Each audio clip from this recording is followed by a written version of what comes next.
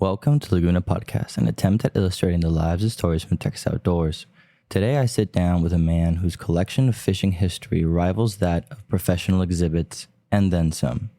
This is my conversation with David Mckee.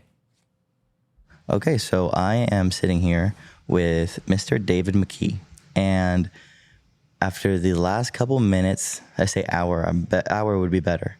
After the last hour of being here and being able to see this giant collection that you have, it is pretty awe-inspiring how much or how far someone can take a true passion or like an obsession. And it is again, very inspiring. The way I like to start these is basically your earliest memory in the outdoors, and then kind of run me through your chronological progression as an outdoorsman. Okay, sounds fair. Really, well, let me just start out with I'm a local. I was born in Refugio in 1947, and basically grew up with a BB gun in one hand and a fishing rod in the other, giving old Mother Nature holy hell. I was raised by my mother and her parents, both of them born in the 1800s. Church of Christ, no dancing, no drinking, all that. But what was cool was my grandfather was the sheriff and was the last sheriff to keep bloodhounds. So I have lots of memories of hunting and fishing and running bloodhounds. We would actually take a prisoner out of the jail, and he'd give him a couple of packs of cigarettes, and he'd drive him out onto a ranch and show him run this mile or two and then climb that tree, and we'll let the dogs out about an hour later, training for the dogs. Yeah, wow. And I had a lot of cool stuff like that. And so everything growing up, and I failed to mention, I've got six uncles, and they all just walked on water, man. It was all about hunting and fishing and all that. So as far as earliest memories, it was all fishing on the Aransas River. We did a lot of jug lines and trot lines, and we even did some gill netting in the Aransas River. I fished in bar ditches and stock tanks, and finally got a little older, started going to Rattlesnake Point, fishing over there on Copano Bay and those oyster reefs, and really got real fond of that. But also fished the Aransas River a whole lot. You know, that runs into Copano Bay. So we live pretty close to both of them there in Sinton. So early memories were running bloodhounds, running around in the jail. My grandfather was the sheriff there, training the dogs, feeding the dogs. I made World newspaper. When I was 5 years old, I went out to the bloodhound pens, and he normally kept about 20 bloodhounds there in the backyard along the Chiltepin Creek there in Sinton. And the babysitter was watching me out there, and I went in the pen with one of the dogs. And that dog was so mean that he wore a section of railroad tie around his neck because he'd climb a fence and get out and go over to the railroad track and bite hobos and, homeless people. So anyway, she saw me go into the pen with him, and I was petting him. Old Buck was his name. And he started walking away from me. And when he got to the end, I reached down, bit his tail to get him to stop. He turned around and bit my head open. Wow. I had 140 stitches across. Anyway, it was syndicated. It went all over the world where boy bites dog, dog bites boy. And they remain eternal friends. So there's a picture following that after the bite. I'm standing there with my grandfather. I'm 5 years old, my mother made all my clothes, a little suit on, total bandage on my head, a big turban. And the dog is there, and I'm petting the dog, and my grandfather is there, the sheriff, kneeling down there. And that's what the caption was: boy bites dog, dog bites boy. 2 weeks after he bit me, my grandfather went into the pen to feed the dogs. That was a big chore, feeding 20 some odd bloodhounds. This episode is made possible by our friends over at Gordy & Sons Outfitters, located in Houston, Texas, and employing a team of experienced outdoorsmen specializing in fly fishing, hunting, and wing shooting. Gordy & Sons is sure to prepare you for success in the outdoors. Next time you find yourself preparing for a weekend getaway or a bucket list trip, be sure to give them a visit at www.gordyandsons.com. And that same dog jumped up and bit him in one of the biceps. He had his 44 on him, just shot him dead right there. Yeah. So everybody said, Sheriff, why did you shoot him when he bit your grandson? And he says, I felt he had another chance. But you don't bite the hand that feeds you. So I had a lot of that kind of stuff. You know, I was one of the founding members of the South Texas Coon and Cat Hunters Association. We'd go around to different places and camp out, and everybody had dogs with numbers painted on the side of the dogs. They were scored according to whether they got in early on the finding the hog or the raccoon or whatever. And a founding member of the South Texas Wolf Hunters Association. And in the 1950s, you didn't call coyotes coyotes. So the old timers are still called them wolves. So it was kind of tongue in cheek a little bit. Yeah. But anyway, I was involved in all that kind of stuff. I spent a lot of time in Port Aransas once. I mean, from Sinton, you could smell the saltwater. I mean, 30 miles away, but I started, had an uncle that lived in West Texas, but he was a legend in Port Aransas for his tarpon fishing on the pier and shark fishing. So he was one of my big inspirations. So I got involved in tarpon fishing over there on the pier, and I guess I caught 15 or 20 tarpon back in the heyday of the early 60s. You know, they just about, at Port Aransas anyway, just about 1966, for some reason, they just didn't make a migration from, Veracruz area up here. And every year after that, it just got more and more so. But, as you know, the tarpon are showing up, but nothing in numbers like they were. Yeah, well, I mean, that was in the 60s. That was when tarpon were still kind of considered like a bycatch. Like all the trout guys would get upset when tarpon would eat like trout off their lines and stuff. And it wasn't until the 83 freeze where they actually started targeting them because they literally ran out of anything to fish for. Yeah. So that was a real heyday. And, Ben Vaughn, who was one of the CCA founders, very, very fine gentleman, grew up and spent a lot of time in Port Aransas. And he always said when he was a boy, probably 15, 20 years before me, you could almost walk on tarpon over at Port Aransas. In, that June, July period, that's when they'd show up. And then they'd be gone by the end of September. Usually, it'd be very rare that you'd catch a tarpon after that. So I did a lot of time on the jetties too at Port Aransas, fishing over there. Hell, we'd stay over there for a week and a half. All we would sleep in bags, and each one of us would have like 10 rods and reels, all the way from shark rods down to little popcorn rigs, bait catching type rigs. And our diet was exclusively Viennas, Spam, sardines, whatever it takes, and saltine crackers. And you talk about a gastrointestinal nightmare after a while, but that's the way we did it. And probably once a week we'd walk into town to the bakery and buy a loaf of bread, and that was just great after living on that canned meat for all that time. My uncles were all, like I said, walked over water. One of them was a big surf fisherman down Padre Island, and we would actually have little, small, but maybe 10, 15 people, family reunion at a little cabin he had at Yarborough Pass. And men would pull beach seines and the women would be on the other end, and it was just really, really cool. So I got into surf fishing real early on and spent a lot of time down there. Well, let me move on to my education. Wait, hold on. One quick question. One of the things I was curious of. I feel like we've breached over a lot of time right now, from the very beginning to the tarpon stuff, the surf stuff.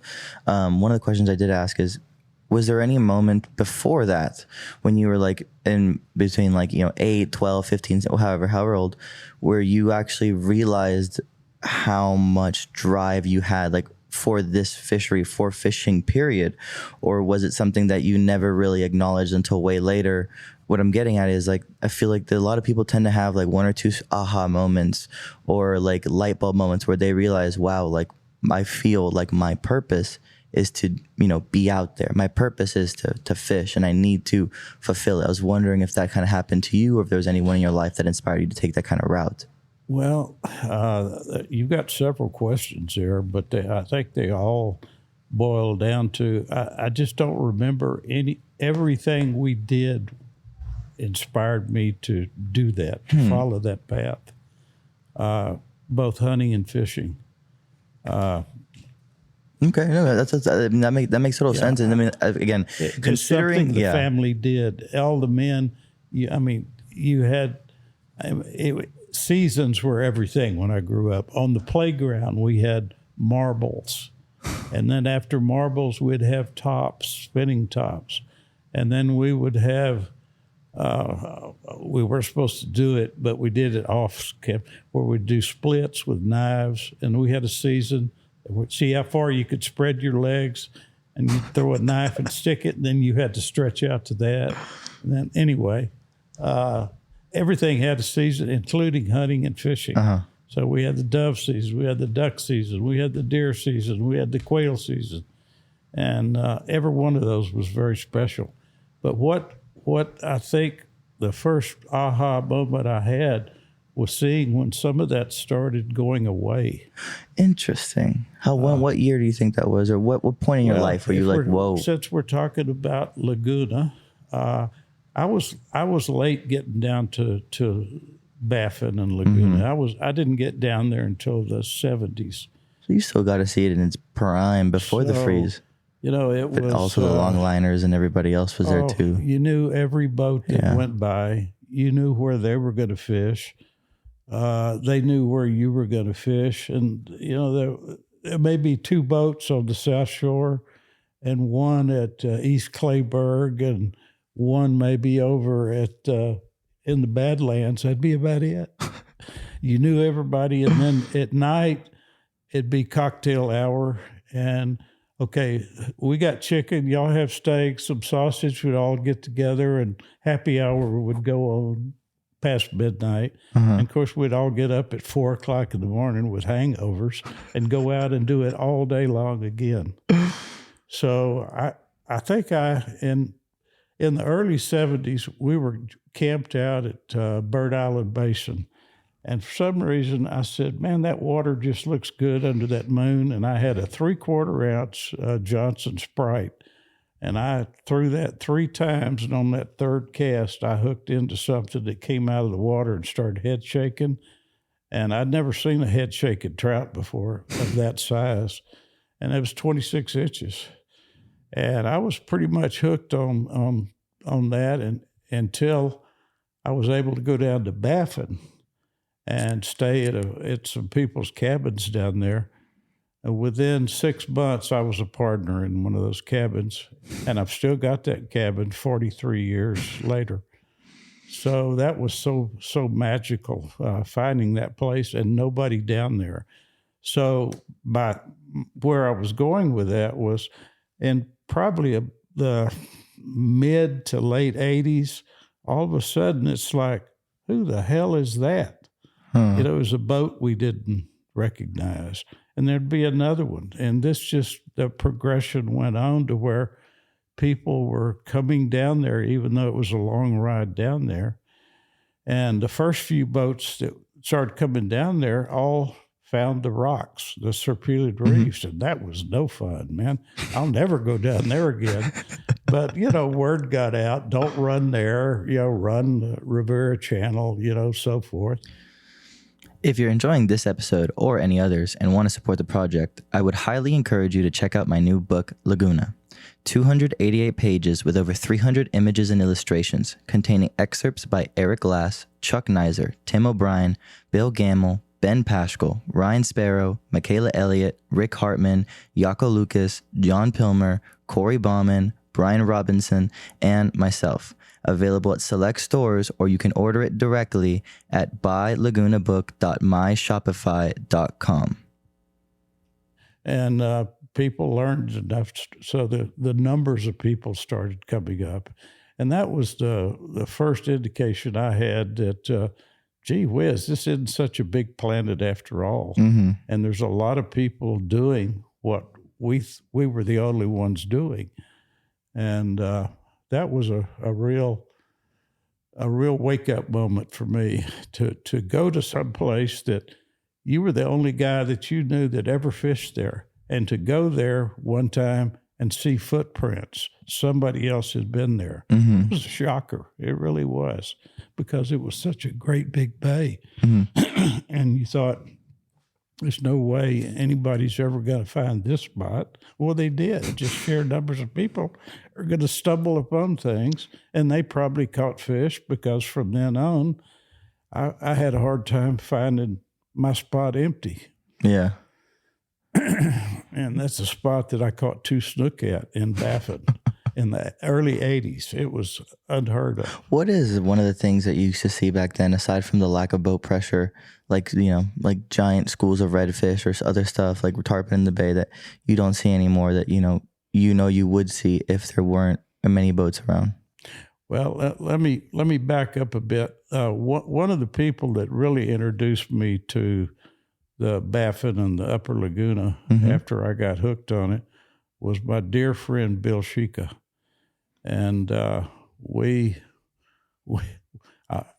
learned a lot of places that I would not run today. Some of those places we went through, because they were probably just about boat wide. You better hit them right, or you're going to lose a lower unit, or have an unfun day. Yeah. Be a bad career move. Anyway, just started seeing more and more people. And in terms of some of the fish back then, in late summer, the big schools of redfish in the 9 Mile Hole were just mind-blowing. So many of those schools, if you just stood still and didn't move, they would just swim right through your legs, mm-hmm. and right on. Dudley Haas had the same thing when he used to walk in there with his friends. Some ways you'd catch, they'd be going by you, and you just dangle your little 1/4 ounce right there in front of them, then your fish on. Until they went blind, yeah. Until they went blind. Well, I mean, I know Billy Sheik. I didn't know that you knew him like that. I would like to explore a little bit about who he was. I also know that we have to talk about Billy Sanderford. But before that, I think we should kind of go back to where we were in your story of the way you got to where you are now. Yeah. So we were talking a little bit about the tarpon and the surf. Sorry, not the surf, the pier, tarpon, then the surf, and then we were kind of going that way. Yeah. Well, we finished up with the Laguna Madre, and since then, I've never fished anywhere else.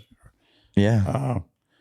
I said I was a local guy. I can just tell you a little bit about my background. Absolutely. High school, I got a little scholarship to go to Southwest Texas, it's now Texas State, I think, to pole vault. And I ended up, I told you I'd come from a very Christian background. And I got up there, and it was beer and 4 girls to every guy. And I mean, pole vaulting. Distractions. Didn't make any sense. So anyway, I started out up there. I ended up transferring to Kingsville and got a Bachelor of Science degree in biology with a teaching certificate. I got a master's degree in marine biology from Corpus Christi State University, now Texas A&M Corpus. Was there a reason you decided to major in marine biology, or was that something you from the very beginning? You're like, that's what I'm going to do. Yeah, I mean, you had it in your blood. Okay, I want to come back to that a little bit because I've got another story. I think it will lead into that. Perfect. And then I had been working for Texas Parks and Wildlife. I started out at the Marine Lab as a biologist in Rockport, and then moved over to run the Upper Laguna Madre Station after the leader left out there. And thought Texas Parks and Wildlife was a great springboard for me, but it's something I knew I did want to do as a career. I really wanted to teach, and to do that, I needed a PhD to teach in college. I'd already taught high school and middle school, but I knew I didn't want to do that. Yeah. I was also 12 and 13 and 14 years old. But anyway, I got accepted at College Station and got a PhD in the Department of Wildlife and Fisheries, but my specific area was shrimp mariculture, and that's what I did. I was involved in a shrimp farm up at Olivia, up near Port Lavaca, north of there. We had a shrimp farm for about 5 years. And anyway, I ended up, after I got my PhD, I was hired by A&M Corpus, CCSU, and taught out there for 28 years in marine biology. I ran the undergraduate marine biology program, and I started and ran the Master of Science in Mariculture program for the whole time. That program is still alive and going well. It's now combined with fisheries and mariculture. But during my stay there, I had graduated 17 students from 17 different foreign countries that came out here, and 21 different states, Texas being one of them. So it was a very international type program. It was not only the biology and the science, but it was business too. And so what, you can grow a shrimp, can you make any money? Yeah. And that kind of stuff. So, but I had a great stay out there, taught 13 different courses at the university, from freshman to graduate students to PhD. And actually, wasn't Shane Bonneau one of the guys who was in those classes? Shane Bonneau was one of my students, and he fresh out of the Corps at A&M, and he was a yes sir, yes ma'am kind of a guy, exactly what I was looking for in a program, and so proud of what Shane has done. I mean, advocacy, perfect. That's what he's supposed to be doing. Anyway, a funny story. I got involved in the Texas Marine Mammal Stranding Network way back in the 80s here. Dolphin dies, you got to collect it and take all the innards out, and a lot of records. So there was a forum started here by the people that ran a dolphin feeding operation. And we were saying, as scientists said, that's young ones are liable to not be able to forage on their own if they're accustomed to being fed by people. Not the best thing to do. And, who knows what an angry fisherman might do to one with a fillet knife if they stick their head up on the side of the boat begging for something. Anyway, I got up and made a talk like that, and the guy that was the feeder got up and said, well, you'll have to excuse Dr. Mckee. He is just severely educated. So I sometimes, speaking of the Laguna, anybody that is a true born and bred from the Lagoon, I refer to as a Laguna tick. So you obviously are a Laguna tick. I'll take that all day. It's there actually used to be a bar on the water out at Raymond's out there down, what was it, Yorktown, I guess it'd be. And it was called the Laguna Tick Lounge. I like that. And it was I don't know if it had a floor in it. You know, some of the screen doors still had some screen on them, and it was everything from brain surgeons to banditos that hung out there. It was quite a place. Wow. So, okay. We'll get down to Laguna and some stories. I'm sure we will. We're just doing your introduction. No Yeah. sweat. My jobs, hadn't had very many.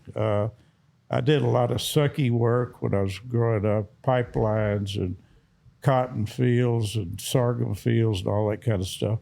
One of the things that I'm most proud of that I accomplished in my life, the day I got out of high school, I went over to Aransas Pass to Brown Harbor because I wanted to be a Gulf shrimper. That's what I wanted to do. So I went around, talked to several different boats. One thing I learned right off the bat is do not go on a boat that has a lot of rust stains on it and everything, because they're going to have bad food. They're going to be a bunch of surly people on there. But I found a boat I liked, Southern Pride. It was one of the Herndon boats, Gulf King, and it's supposed to be a 5 to 7 day trip. And just 3 of us. I was the header. Then the next order was the rigger. He'd work all the nets. And on this boat, the rigger cooked. And then there was a captain. And it was supposed to be a 5 to 7 day trip, just working the beach for white shrimp. And damn, 31 days later, we get pushed into Cameron, Louisiana. We'd gone that far because of a storm. And I swore I was going to get off that boat. I had a girlfriend. Every day that boat got bigger. That boat got smaller and that Gulf got bigger. And, anyway, I finally got back to Sinton, to my hometown after, I think it's 33 days. I swore I would never get on a boat again. And there was something that happened that caused me to get back on that boat. 2 weeks later, I was back on the boat. And then I taught, like I said, at Flower Bluff. I was middle school, high school teacher, and then went on through college. So the only diversion I ever had from the sciences and from teaching was I got involved in motocross, off-road Yeah, you were telling racing. me, yeah.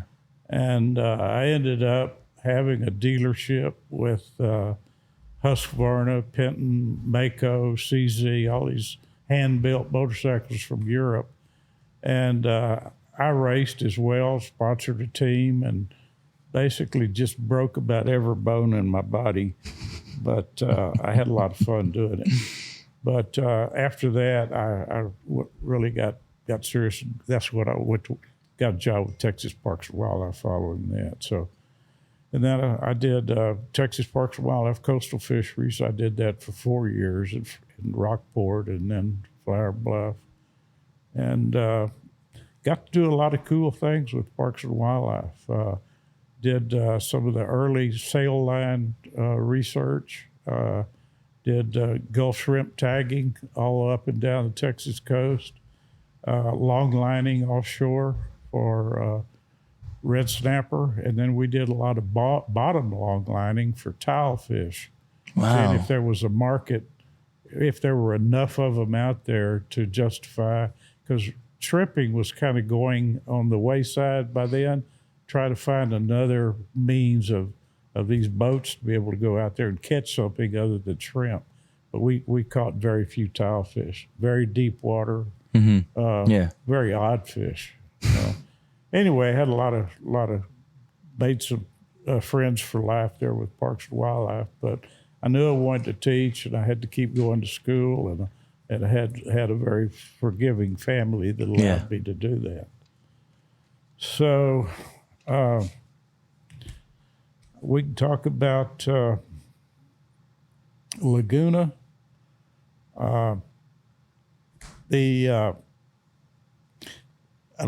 One thing I'm really proud of too is I'm a member of the Ananias Fishing Club. What's that? It was a club started in the Laguna Madre in the 1946, I think was the first year of lures only. And Ananias Club has been going since 1946, probably one of the oldest fishing clubs still active along the Texas coast. It's all done. We've got about 50 members, and when I got in, somebody had to die before there was a spot open. Dick McCracken died at 97, and I took his spot. But now somebody doesn't have to die to bring it. But it's a very, very fun.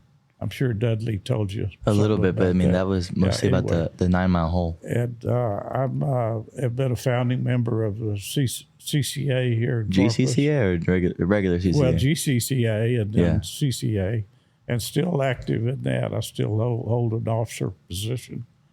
I was a deep sea roundup judge for over 40 years over at Port Aransas. I haven't done that in a few years. And one of the organizations I'm so proud to be a part of is Chuck Niser's. Oh, Flatsworthy. Absolutely. Flatsworthy.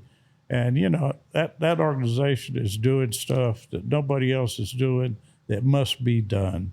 Mm-hmm. And, so much of the emphasis at the beginning has been with etiquette, and we've still got that is in our mission statement.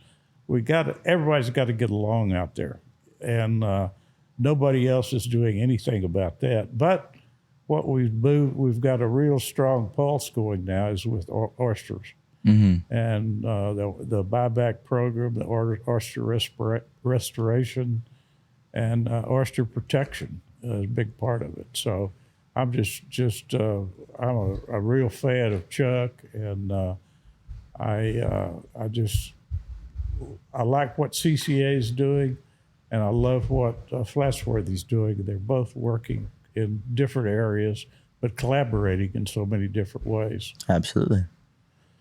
And lastly, Friends of Padre, Billy Sandifer's organization. I'll guess I could break over into some Billy stories.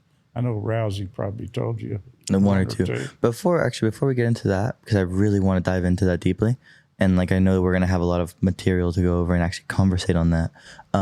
When did the collection come into place? You told me the story, but I feel like we haven't gone over it. And when we're sitting in a room that's surrounded by my approximation, at least 100 bamboo wooden fishing rods. There's this giant rod that was the only one that was the prototype to cast over the Astrodome behind me. Mm-hmm. There's reels galore on the right that I see on the wooden handles, and that's just one of the rooms. I think that would be a very cool kind of thing to go over, how you got into it and kind of what took over. If you think that's going to take longer than the Billy stuff, then we can, do one over the other. You're going to piece all this together so it'll kind of flow. No, we're just rock and roll. As it goes. Okay, fine. Like I said, I started collecting tackle when I was 12 years old. Mm-hmm. I've still got some of the lures that I had, my very first lures, and I was just enamored with lures and how you could attract a fish to bite something that wasn't real. Hmm. And then just the different shapes, the different colors and all that, different sizes. And I got really lucky when I was in my 20s. I said, there's some of these old codgers that ran these 6 companies that started in Corpus in the 1930s. There wasn't one of them left by 1970. Some of these old owners are still alive. So I got to know some of the owners and a lot of the people that worked for them, and then all the people of that age that fished with those lures, and just started amassing stuff. So they couldn't believe, these old timers, that a kid was interested in this kind of stuff. And they just had, garages full of stuff that they had kept with their businesses. Mm-hmm. Hell, the kids have got all they want. They like this stuff, take it. So I'd pull in and pick up 2 or 3 times. And as that started building from all these different companies, the 6 different companies, I said, man, I've got a story here. I mean, mm-hmm. an untold story of how important Corpus was in producing lures, and the marketing that they used. Some of them, Bingo was, the story there was Doug English, who owned Bingo, said he gave away more lures than he ever sold. Well, that was total bullshit. But he would go around to every little mom and pop operation and give them a lure and go out on the piers, jetties, and say, "I'm going to give you this lure, but you have to promise me that you're going to yell bingo every time you catch a fish on it." That's genius So marketing. Word was up and down the coast, all you could hear was bingo, bingo, bingo. I mean, really marketers. English had salesmen on the road 24/7 in the late 50s through the 60s, out of Corpus Christi, hitting every mom and pop bait shop, pier, hardware store, all the way from Corpus, all 5 Gulf states, all around up the Atlantic to the Carolinas, selling bingo lures made here in Corpus. And then Hump Lures was another company that started in Corpus, later moved to El Campo, and they were Earl Humphreys was a marketer. Humphreys was the name, thus Hump Lures. His thing was don't get bumps, catch fish with humps. And they'd have billboards with this kind of stuff on it. I love it. So I say I'm here to be proven wrong, but in my personal experience, the companies in Corpus Christi were largely responsible for getting people to switch from shrimp, cut mullet, squid, to go over and try these things out. Just put a couple of plug and shorty shrimp in your tackle box and a couple of these bingo lures and start throwing them. Yeah. And, you catch one fish on one, your confidence is up and you'll throw it more. So, typically people would take one, throw it 3 times. They didn't catch a fish. Hell, these things aren't worth a damn. Put a shrimp back over there, But, over time. Yeah, absolutely. And of course, there were Florida companies too that were very instrumental in getting us to change over from natural baits to artificial baits. But Corpus was a big, big player in that operation. I mentioned bingo at Hump. There was Sportsman. It was in Mathis and Robstown, and later a little bit in Corpus. We had Mr. Champ spoons. Mr. was Miller Russell machine shop here in Corpus. So the Mr. Champ was a big company here in Corpus. Pico Lure, Padre Island Company, started out as Nichols. And then we had some smaller. We had Fred Farmer over in Ingleside produced some really nice baits and some shrimp too, all in plastic.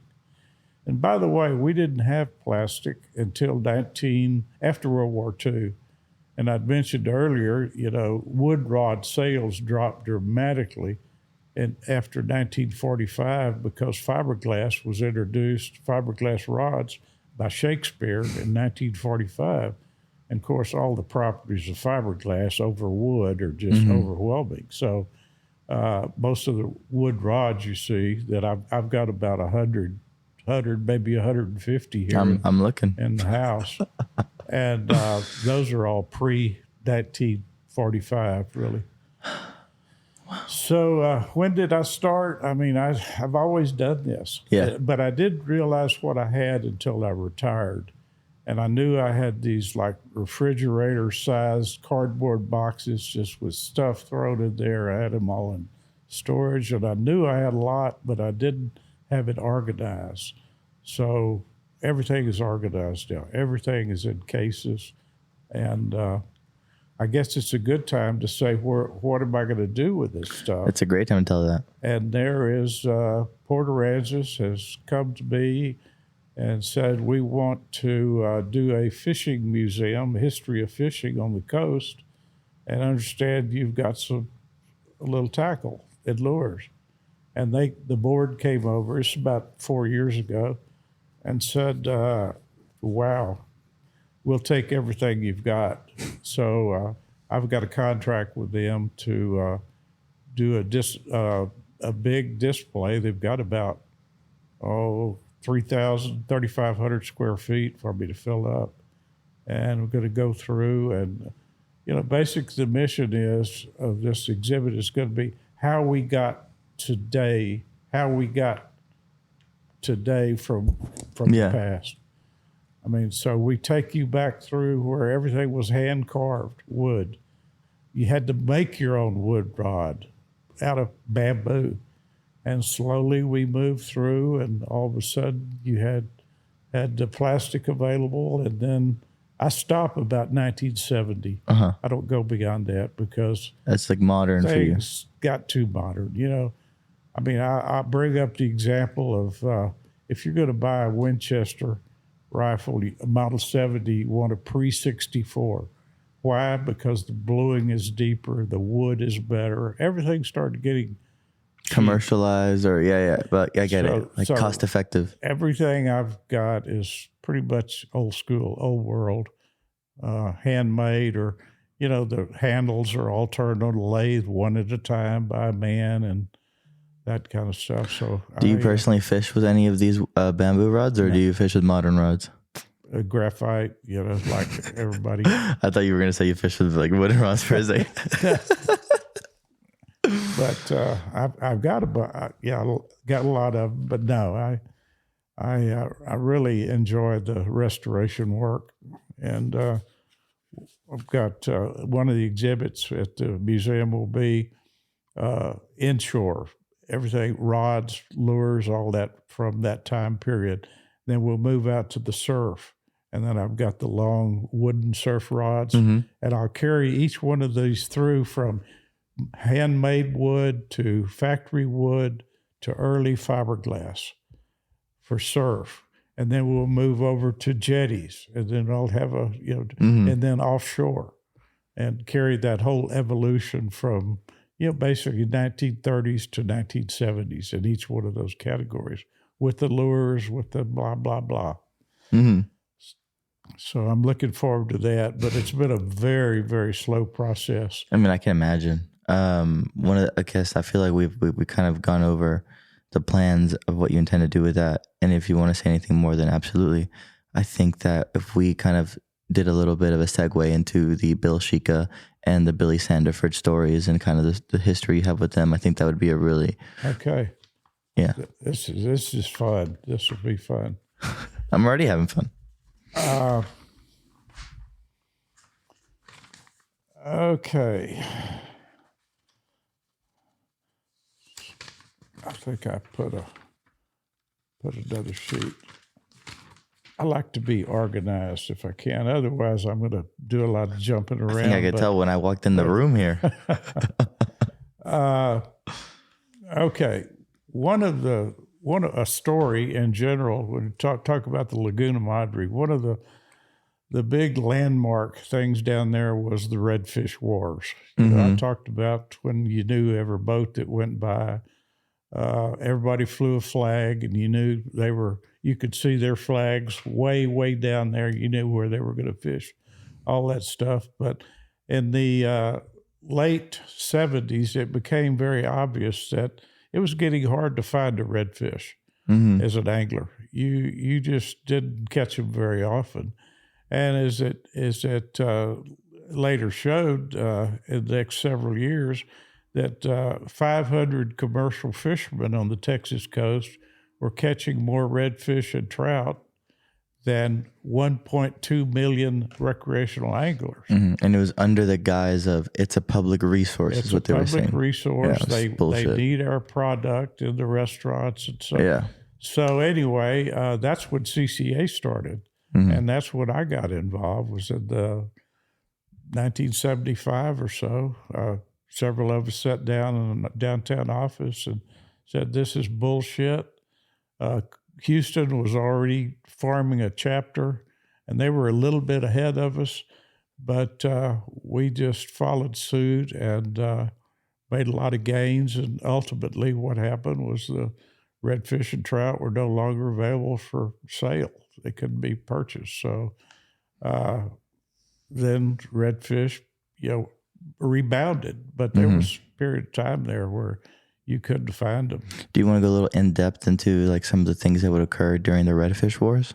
Well, the the church is a very still there is church number 3 down there now, right out in front of my cabin at the Point of Rocks. And there was an altercation. I'll show you a picture in there of the peacemaking altercation at a bar in Flower Bluff where some of the CCA guys got into a discussion, a heated discussion with one of the commercial fishermen. 2 days later, that houseboat was burnt to the waterline.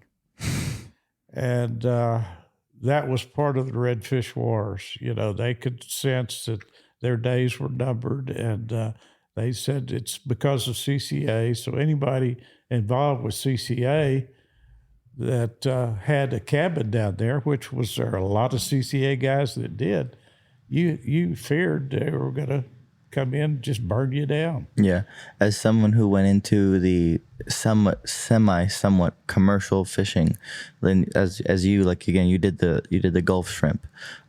Did you feel like at any point you had a target painted on your back? No, never. So Never then did. how would they know who was one of the bigger, like, people who, I guess, like, who was someone worth going to burn their houseboat down? Well, if you were real vocal, you had a target on your back in terms of, oh, yeah, we're talking to, we're going to file some legislation. This is bullshit. Oh, wait, who was burning the houses? Was the commercial? Commercials, yeah. Oh, okay. I thought you had it swapped. Okay, No, gotcha. there is a guy, he is known. He never actually admitted, but I've got a picture in there of they were basically passing around the peace pipe. He didn't admit he had done it, but basically said, we're not burning anymore. Yeah. Is he still around? He died a couple of years What's ago. his name? Last name would be Vanoy. First name would be Bucky. Bucky Van. Bucky Vanoy. I'll show you a picture of him in there in a bit. He was a real character. So that was the Redfish Wars. One of the things, if you were running from Flower Bluff, running the west shore down to Baffin, that's where a lot of trot lines were. Yep. And the trot lines would be not down under the water. Overhanging. They're hanging over with the baits, whether it be They kill the ducks too in the winter. dowel. Yep. or a piece of carrot or an oak leaf or oleander leaf, anything that would shine. Those hooks are right at the surface. So what several of my friends did, I never had one, they ran cutters on the bows of their boats because running early, you couldn't see those trot lines. Yeah. And rather than have a trot line come right across your face, they had cutters that they put up on the front of the bow to cut those trot lines. Wow. And they were that thick. I mean, you really... I mean, I've heard that like there was a big decrease in the duck population, like when it was still an issue in the lower Laguna Madre. Like in the winter, you'd have like ducks that were like getting hung up, and then just it was pretty like prevalent how much damage those kind of lines were causing. Yeah, it was some days that are better forgotten, I think.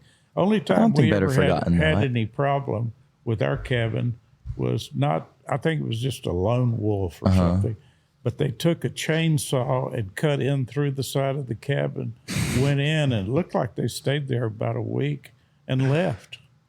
You can't protect yourself against that. I mean, you can put all kind of locks you want on the door, but wooden cabinet. So, but it had nothing to do with any of that. We had some stories. Did we cover enough? We haven't touched any of Bill Sheika, Billy Sandiford stuff. No. How did you meet Billy Sandiford? Billy Sandiford. We gee whiz, we did this. We exactly the same age. I think I was 2 months older than he was. Billy was fishing on Bob Hall Pier. I always fished Horace Caldwell at Port Aransas for tarpon because it was a friendlier crowd. Billy was he was never a bandito, but he kind of worked for the banditos because he was a small guy, but he was just tougher than hell. What is a bandito? A bandito is a motorcycle. Okay, just like a motorcycle gang. Yeah, motorcycle gang. And he kind of served as a little bit of a, informant or whatever for them. He'd keep a pistol in his white shrimper boots when he was at a bar, in case anybody came in to give the Angels trouble, the Banditos. He would, had a gun with Wow. him.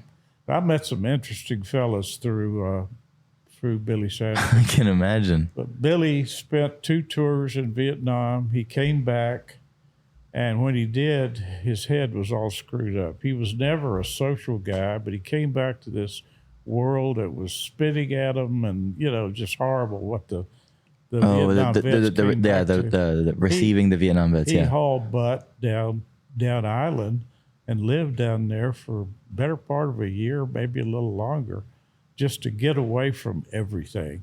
And he said people would come. There are very few people fishing back in those days, but the few that were, they'd bring him a little supplies and stuff. But he finally got enough, had enough of that, living on whiting and, basically all by himself down there. Moved back to Packery Channel and started casting that mullet for some of the bait shops out of Flower Bluff. Uh-huh. And he actually lived in a car body that was sitting flat on the beach. Yep, I've heard the story. No windows, no wheels, just rusted out old body. And in the back of it, where the trunk lid used to be, the trunk lid was gone. Had a Coleman stove back there where he'd cook. And so he'd catch mullet every day. No. Okay, the real interesting part of this story is that one day this girl walks up to him on the beach, and they hit it off pretty good. She moves in with him into the car body, and they end up getting married and staying married on and off for 30 years. Just can't imagine meeting a woman under those conditions. Right. And then Seems a little premeditated. she, I won't mention her name, but she was pretty widely known around Corpus because, as Billy said, she was a titty dancer over on the other side of town, and her stage name was Bubbles. And anyway, she moved in the car body with him, and he said, "David, I knew that girl was smart. The first time she went with me, I'd be up front. She'd have the bucket behind her, and I'd cast that mullet, put them in. At any given time, she could tell me how many mullet were in that bucket, how much we were going to get when we got back to Ed's, and how much money we were going to have left over after we bought a 6-pack and 2 cheeseburgers." He said she was a smart girl. So she was a sweetheart, but she, unfortunately, like Billy, is no longer with us. Mm-hmm. But what a guy. I mean, one of the smartest men I've ever known. I feel like, did you, maybe I blanked out, but did you go over how you ended up meeting Billy? No, because it was just by chance. I knew who he was. He knew who I was. And then probably 35 years ago, I just called him up and said, "Hey, Want to be we best need friends? to get together." And, he really was about my best friend, Yeah. Every Friday we'd have a meeting out there at his house under the oak trees, and you never knew who was going to show up. It might be a brain surgeon, or it might be a bandito. Just met some really interesting folks. One of the things a story I want to spin with you. Lewis Peets was called the Baron of Baffin. Uh-huh. And I've got pictures of him. He's the guy that always had the zinc oxide all over his face, early sunscreen. Anyway, he had a tournament down there for several years called the Baffin Bay Invitational. It'd be about 20 boats of the people that were down there, early 80s and all. And the prize, the first year I went, first prize was a pair of waders, leaky waders from the 1960s. That was first place. That belonged to Chatter Allen, who had the big gutted trout. Got his leaky waders. And second prize was a red Lone Star igloo with no lid. That was second place. So, just fun bunch of Yes, guys, I got you. Yeah. Just it's all about the fun and camaraderie. Absolutely. And all that. And this one year, I think I took a couple guys down with me, and we went to the weigh-in, and Big there at Peach's Cabin on Twin Palms Island had probably 20 boats, had 40 people or so out there, and early on in the weigh-in, this one of Peach's friends came in, and they had been up to Huntsville and picked up a guy from prison, had gotten out, had been in there for 15 years for murder or something, picked him up and brought him straight to Bird Island, put him on a boat, and took him down there to the weigh-in, to the tournament. And this guy was sketchy. I mean, he'd been incarcerated, and all of a sudden he's been in this horrible boat ride. He don't know where the hell he's going, and he ends up on the island there, and everybody was kind of like, is this guy okay? I mean, he's like deer in the headlights kind of guy. So party went on, blah, blah, blah, and in about 30 minutes, we heard some gunshots and looked out, and the guy had gotten in one of the boats to get some beer or something and found a pistol in there. Oh, my God. In the console, untied the boat, drifted across over there, and then started shooting back at the party. So everybody hit the ground. Pete, who's holding the tournament, runs out on the end of the pier, says, and we're telling, don't lay that, he's going to shoot you. Anyway, he got in a boat and went out there to him. And he was out there about 150, 200 yards. And he pulled up next to him, and they were talking. And all of a sudden, Lewis just lunged over the side of the boat and tackled him, got the gun away from him. Next thing we know, they're coming up to the party, and party's on again after it's shot. So, it was always these people that would show up like, where the hell did these people come from? But the common theme always was Laguna Madre, good fishing. No matter what your background was, you had that core that made it all work. So oftentimes say, you'd have anywhere from banditos to brain surgeons, and they were all just buds because of the... What was one of your favorite stories of you with Billy Sandiford? Oh, gosh. There were so many.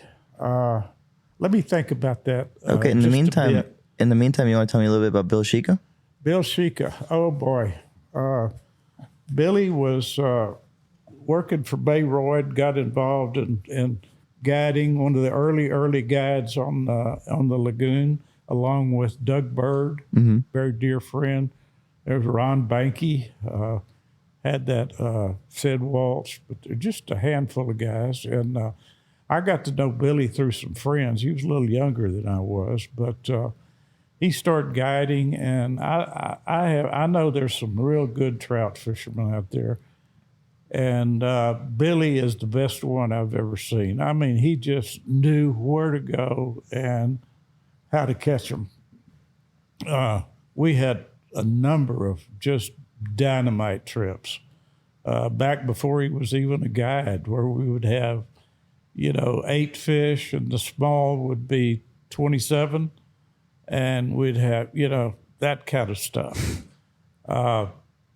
Billy was not very popular because he was very boastful and kind of abrasive, and but he could produce, and became a very, very successful guide. But problem with Billy Sheika, and I mean, I was in his wedding where Jane and I, my wife, are the godparents, their firstborn, we really go back. But whatever Billy did, he did it 200%. He did that with fishing. Before he got into fishing, right out of high school, he went to Alaska and got his guide's license and did all kinds of stuff in Alaska as a guide before he came back home and got into fishing. He got into long-range shooting and went to the top, the 1,000-yard type stuff. Got bored with it, sold all his stuff off, and then got into Indian artifacts. That was the last thing that he did. And Billy whatever he got into, and he was going to go to the top. He got in it, and within 2 years, he was on the board, and finally, I think was on president of the Texas and got bored with that. And right before he died, I think 3 years ago.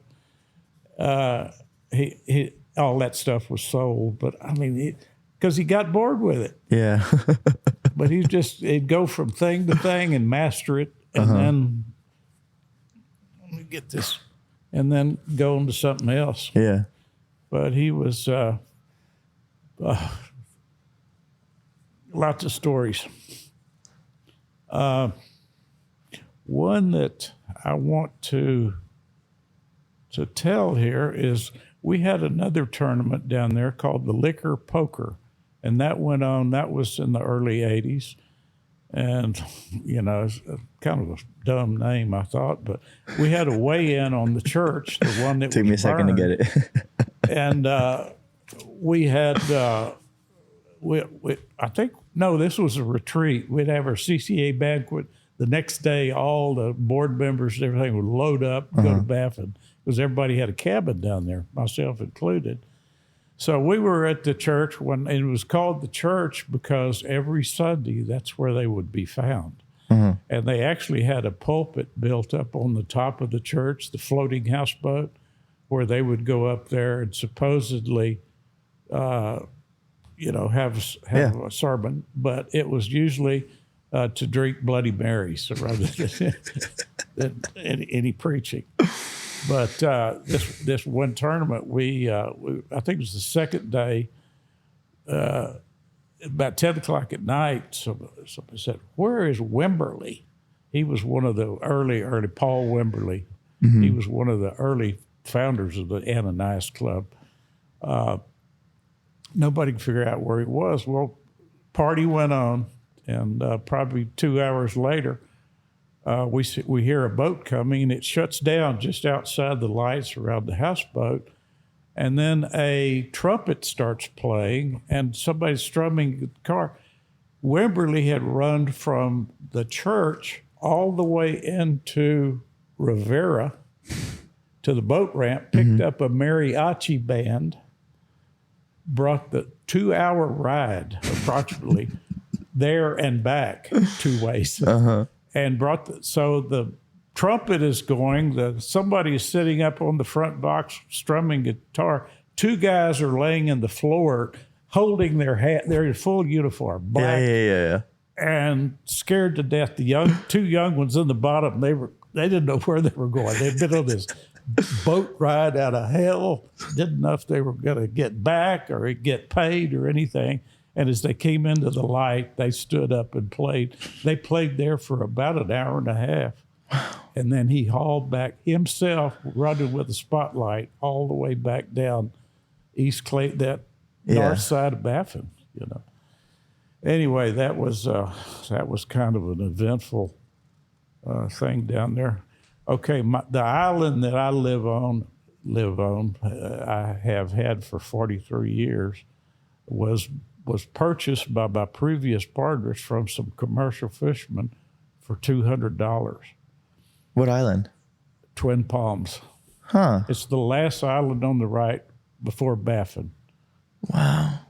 So it was a netter, and what they said, they look at this 1968, and they saw this cabin looked pretty decent. Went up there, and commercial fishermen came out and asked them what they wanted. They said, "Well, we're looking to maybe buy one of these cabins." And he said, "Well, this one might be for sale." And they went on and looked at it, but at the time it was 2 separate cabins. We enclosed it, but you had a kitchen over here and the bunk room over here, and it's about 10 feet across, just bare sand. So they'd put a 2x12 across there, a wobbly 2x12. Said all you could see down there on the sand was handprints and knee prints where those drunk commercials had fallen off that old, tried to negotiate that 2x12. So they said, "Well, how much you want for this?" He said, "Well, $200, like, not gonna be able." And they hem-hawed, said, "Okay." And that's how the cabin came about. $200 for a cabin in For Bath. the cabin. So that was 1968. So, and about Oh my goodness. in the 1950s, there was the Naval Air Station here. The highest officer out there is the commanding officer. He runs the whole thing at the Navy base. And anyway, that's a pretty high profile position in the community as the commander out here. Well, guess what? The commander had a brother from hell. He was always getting in trouble. He was in the newspaper. He was getting drunk and stuff like that. It was making the commander look pretty bad, So what they did, they gathered him up and took him down and put him on Twin Palms Island and said, "This is where you're going to live, because we can't have you in society. It's embarrassing for your brother." And he lived down there for, they said, about 2 years. They would take him rations and stuff. But on the island, when I got into the cabin, there were still fences around. He kept goats and chickens and rabbits down there on the island. And that was about as good a place as you could put somebody if they were giving you that much trouble. grief. Yeah. Haul them 25 miles down, put them on an Couple island. goats, couple chickens. So I have just loved it. Okay, this is a story that should be heeded by anybody wading around the reefs, the Serpulid Reefs. And that is at East Clayburg. There's another name for that, but I won't use that, of course. But I took a friend down there fishing one morning and said, "We're going to get some trout inside that horseshoe reef there at East Clayburg. So I'm going to wade up near the shore and come out to the rocks, and you stay on the outside and work at, and then kind of cross over. And there's another set of rocks out there in the middle." So I wouldn't pay any attention to him. He's walking around. He was a pretty inexperienced angler. He knew how to cast and all that, but this was a new area for him. And he got up inside those rocks and started, sometimes you go think you're only a couple of feet in those rocks, and you start backing out, and it's like they're growing up around you. It's like, wow, I'm way in here. Well, he got in there and got kind of confused and lost, stepped down into a hole that was almost up mid-thigh and fell over backwards. Broke his femur? He said he had about 3 inches of water over his face, and all he could do was kind of sit up and take a breath and then go back. He said, "I was going to drown there in that water. I didn't see it because I was off 100 yards or so from him." And he said, "The only thing that kept me from drowning was I was able to get my popping rod behind me and finally do that to where I could sit up." Popping rod? What do you mean? What's a popping rod? A trout rod, plug rod. Okay. Yeah, that's old. Oh, so he was for him. between hands, but behind his head, so he kind of his head was leveraged. He could pull up, right? Or he could finally get into a sitting position, Yeah. or he would have died right there.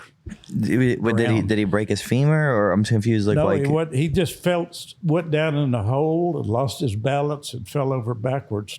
There was just a hole in those rocks, those reefs. Yeah. Went down in there and then fell, kind of juggled around, fell over backwards. And his head was underwater, and he, thought he was going to drown in water 3 inches over his face. He said, "Scared the dog shit out of him." So another kind of beware type things that I'm not going to mention any names, but this was in the 90s. Some of my friends were coming back from Baffin, running the West Shore along the King Ranch shoreline, and they got up around Pure Oil Channel, and there was a northern one. That boat was slapping pretty good. That anchor jumped up out of the chalk and went over the board, and it was on like a 50-foot rope. They were hauling it probably 35 miles an hour. I didn't see that anchor jump out. And as soon as it hit the end, it just swung that boat around, and they both went flying. And they spent the night in a shack up on one of those cabins there at Pure Oil Channel. And then they were rescued the next day. So either one of these are things you don't think about. You know, stepping in a hole and almost drowning, or having your anchor pop out of the boat and you not notice it. So keep those anchors well secured. Oh, wow. I can't imagine what that must be like. I mean, I guess it's kind of good, though, because I feel like you would rather the boat be tethered somewhere if the motor's still running, right? Yeah. Yeah. Have you had a chance to think of any Billy Sandifer stories? Or days fishing out there with him? I'm curious as to what the fishing was like on the surf, because I had Shannon Tompkins on the podcast also, and he told me some of the stuff that he got to do and fishing from those jetties and some of the big trout he would pull out and stuff like that. So I feel like that's one of the reasons I was super excited to come and talk to you, was to hear the stories of Billy and the surf, if you had any of those. Well, no. The one story I remember is Billy had a trout he was chasing. I think he had a name for her. Either Tyler or Rousey or somebody will remember this. But I think he called her Bertha. And it was a trout he saw several times down around the 40 in the first gut. And he said she's a 40-incher. And he never did. I think he had her chase a bait one time or blow up on a bait one time, but never got her. And that was really a passion that stayed with Billy, was to find that fish. And that brings up a story that I've got about the biggest trout I know that I've ever caught. Was caught when 1966, we had spring break, and they were dedicating, I think it was 66, about that time. They were dedicating the Padre Island National Seashore. That's when it was first opened. Mm-hmm.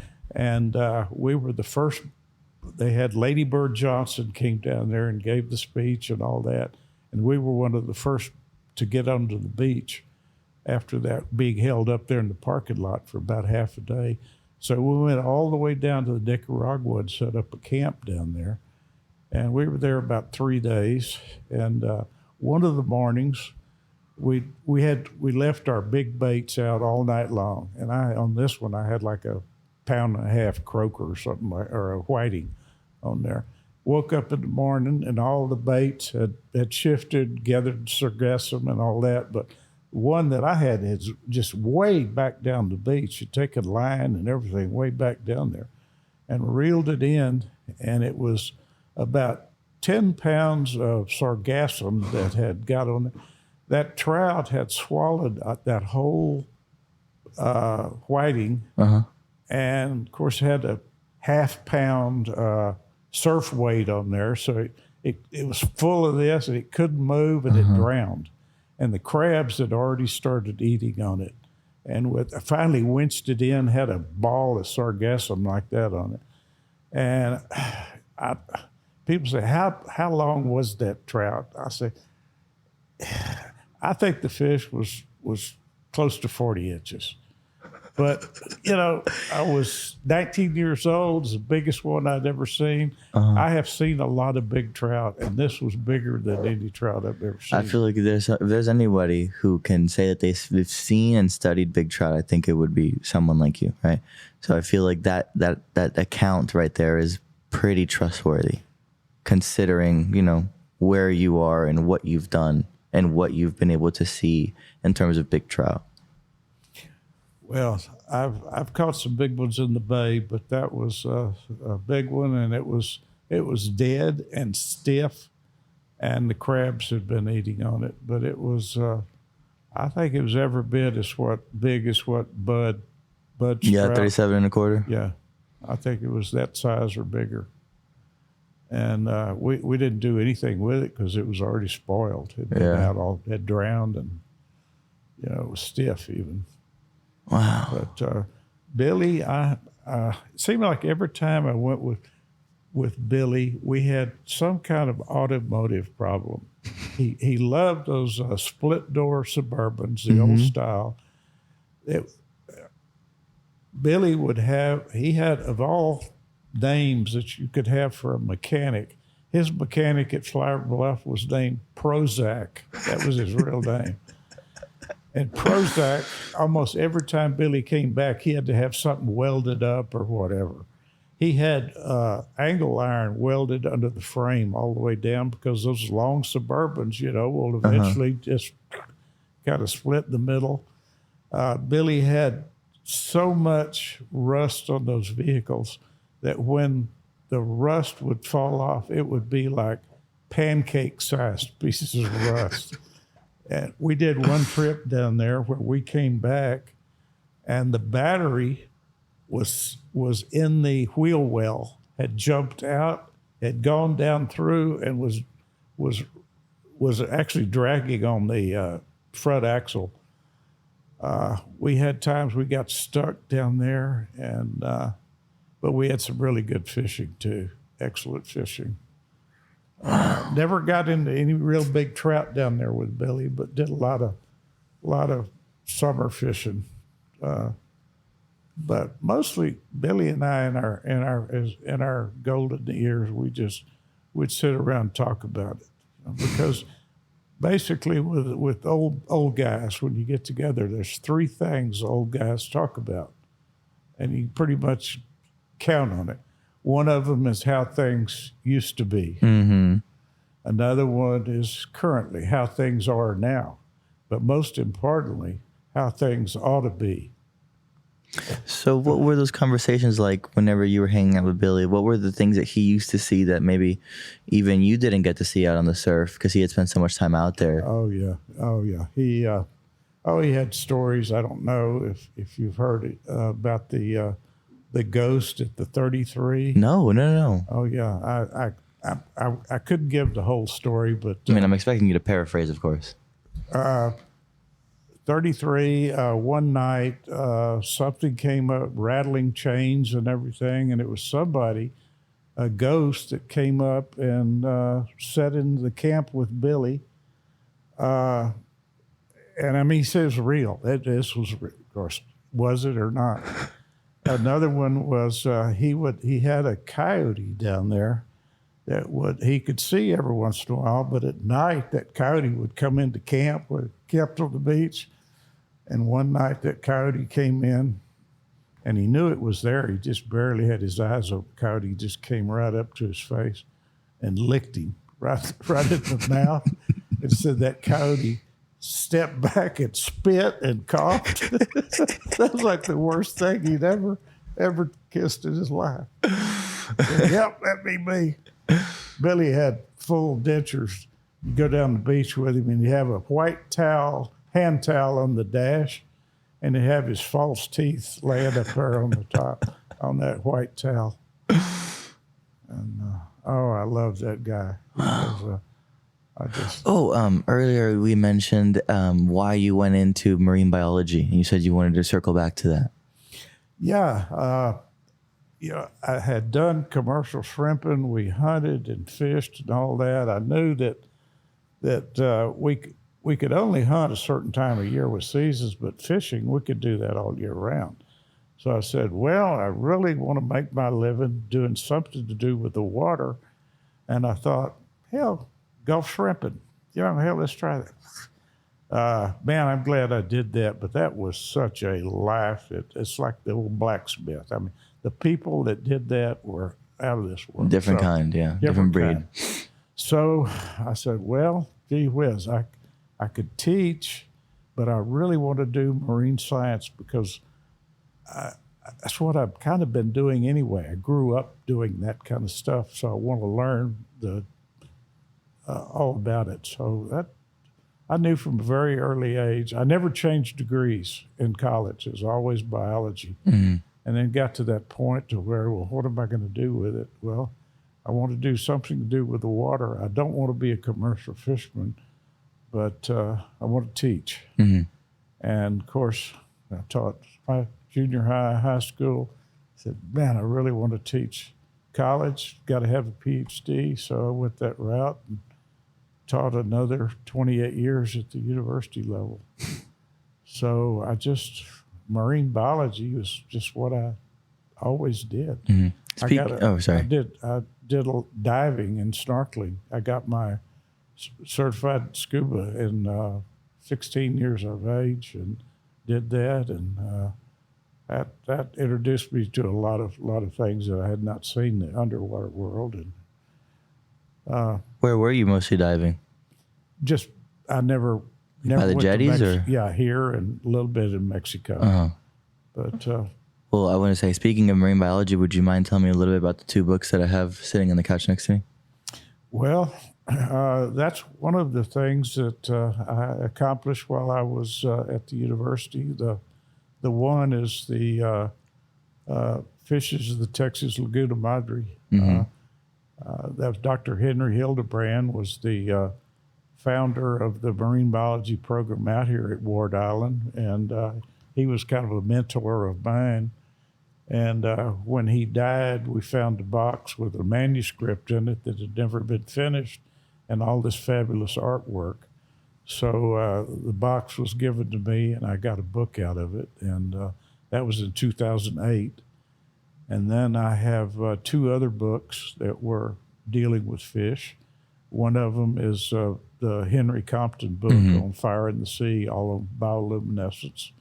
And then the other book is Fishes of the Rainbow, which is all, it's a contrast to deep, dark, cold, to all of a sudden we're up in shallow water, it's warm, everything is well lit, everything's brightly colored, just by the same artist, Henry Compton. And so I've got the 3 books, and then I've got the Key to the Fishes of the Gulf of Mexico. It's how you identify a fish. You start out, and it take you to what genus and species it is, and that's used all over the Gulf and Atlantic universities, and in terms of figuring out what a fish is. It's a key that'll walk you through couplets, and it's called the Mckee key. Mckee key. And actually, most of the legwork was done by a couple of my graduate students, but we revised an old key that had been done in '83. And what was really interesting about that was with the climate change and the warming of the Gulf's waters, we had so many new species that were showing up here in the Gulf that were not there in the 80s. Interesting. And that was a lot of them were the structure fishes that are coming in and hanging around the platforms out in the Gulf and all that. But I think we added 30 or 40 species, and I think we've got about 400 and something species in that book. So that's more of a lab manual, if you will. Were you able to be a part of any research or any projects that, like, again, we're talking about like the way that you were teaching and whatnot, but like, were you involved in any projects or research that you've, like, results that had results that you were like excited to share or proud of or whatnot? Oh, well, I mentioned the things we did with Parks and Wildlife. That was a lot of fun. One of the things that I incorporated in the marine biology program was in marine ecology specifically was a 24-hour diurnal study in the Oso. And I did that for 25 years, where we would go out for a whole weekend. We would employ all the way from plankton to catching all different sizes of animals, from microscopic to gill nets, and doing water chemistry and all of that. Every 4 hours, the students would go out in teams and do that.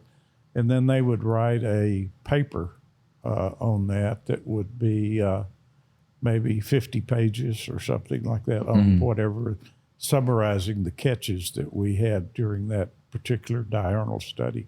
But we'd camp out at the university and barbecue and do that. So that was a big deal. In the early 90s, we had a Mako shark wash up. Oh, the one you have in the room, the pictures you have in the room over there? Yeah. Oh, I was looking at that. Wow. Well, that's a different one. Oh, okay. But Even better. It was a 10'6" female approximately 15 years of age. She had never been mated because there were no scars on her uterine. And she washed up very fresh right in front of the university out here on Corpus Christi Bay. And that was really crazy to find a mako in the bay. And but no known cause of death. We couldn't, I mean, her gills were perfect. There was nothing about her that would have caused her to die. But she evidently came in from through Packery Channel, we think. And Kevin Shaw called me after that and said, we think we saw that fish over near Ingleside like 4 days before it washed up. And he said, was there a leader on that fish? I said, no, there wasn't. He said, well, we hooked it, just, cast over the top of it and snagged it. I said, I think that's the same fish. So it may have been. Wow. So she was traveling around the bay, and then all of a sudden Probably got lost. Gave up the ghost. Kind of like that story with Eric Glass and the client he had on when he caught that mahi-mahi in like 6 inches of water up by the East Cut.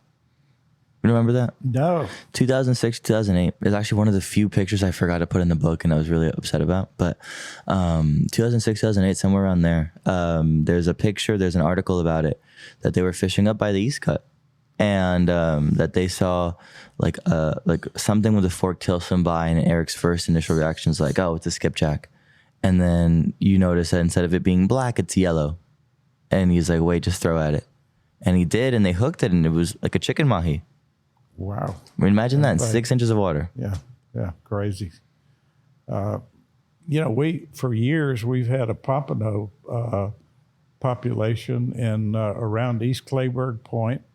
Used to be every time we'd run in there, you'd run in through that, make the turn to go to East Clayburg, look back in your wake, and you could see these pompano jumping through the wake. Sometimes when you drive in the inside, I mean, interrupt us real quick. Sometimes when you drive real quick in the bay down where I'm at, and it's muddy, you have to dodge pompano that are jumping in the air, and they'll jump in your boat. Yeah. So but none of them ever seemed to be more than about 6 inches. So, I wonder why those fish never really push up on the flats. It would be really nice, like if we had those fish acting similar to like their cousins, like their cousins of permit and stuff, where they kind of would go up to feed or stage or drop. Yeah. But the water where they are, where when you run they'll jump, is like 3 to 4 foot. Like you're never fishing that. Like, well, not with a fly rod, anyways. Let alone like sight fishing it. So it is that, and the mangrove snapper stuff always kind of confused me why they never got up on the flats either. Another species that I'm a big fan of. They just seem to stay in structure. Yeah.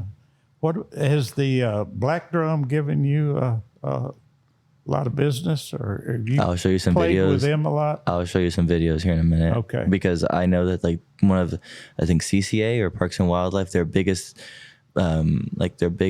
results this year was how much the black drum population bounced back. And I have some videos where we because we're filming a small project, me and a buddy, and we got into like maybe like one or 1,500 black drum in about 6 to 4 inches of water, all up on a big shelf. And it just is one of those things where, like, I'll show you the video, and it's like, it's hard to believe that it's all black drum into the horizon.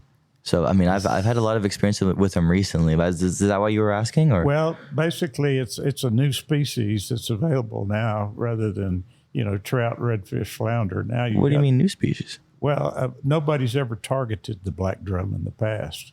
I mean, the commercial guys. Well, they did, but recreationally. Oh yeah, but it was so much more difficult back then, or not back then, but when I was getting into it. We didn't mess with them. Yeah. Oh yeah. Didn't have to. So basically, you just asked how is the fishing with no redfish and trout? Yeah. One of the best trips I ever had on trout was, probably 15 years ago. Scott Murray, who recently died. Oh man, did you know Scott? I have his book, World Class Texas Trout Tomorrow, and I had actually reached out to him to have on a podcast with, and I'd gotten his number from Caleb McCumber. And by the time that I'd reached out to him, which was the very middle of 2023, his I forgot what he had. Was it ALS? Yeah. Yeah. He sent me an email, like a really sad email, saying like, "Dude, I would have loved to have done it, but I can't anymore." And that sucked to read, honestly. It was a really big shame that I never got to meet him, because I'm a really big fan of his book. He was one of Adonai's club members, and he called one day and said, "Got some trout over here pinned up, and y'all need to come over and join me." So Bill Alvarado, a doctor here in town, and I went over there, drove over there, and went out with Scott to his favorite spot, and said, "Okay, it's around Newbower Point. I don't know if you know where that is, Laguna Salada, that southern part of the. There's two ovaries over there, Laguna Salada to the south and Cayo de Grillo to the north, and those are I call them the ovaries. So we were over on the Salada side." And he said, "We're going to anchor up here. We're going to walk about 100 yards. And as soon as you start feeling gravel under your feet, start casting." And sure enough, I mean, like second cast, everybody's got one on, three of us. And we ended up with 13 trout. And the smallest was 20, right at 28, 27 and a half. Good God. And what was crazy, Andres, is that I've never seen this. Right there where we were, that beach didn't gradually drop off. It just went broke. And you had about 8 inches of water right there off the mud up on the edge. We'd cast up on that, up on the dry, and just drag it over the side of that. Bam! Those trout were laying right there on the edge. So, okay, we're in the fish. And Scott says, "Let's get the hell out of here. There's some bigger fish on the other side of the bay." So we're like, "Hey, how much bigger does it get?" Ain't bad right now. We had 231s, blah blah. Good God! Anyway, Crazy he said, numbers. "Let's go." So we got somebody had caught. He said caught a 33 over there the day before or something.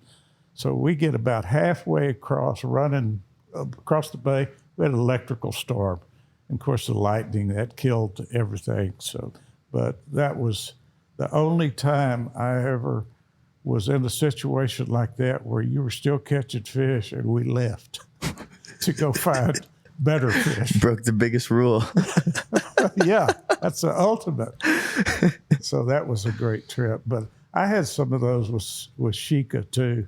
You know, one of the interesting things sheika would do, and I've never heard anybody else doing this, in the land cut, we'd go down, and usually February, we'd get those tide runners. Mm-hmm. Which that's the smaller trout, right? Well, bigger trout.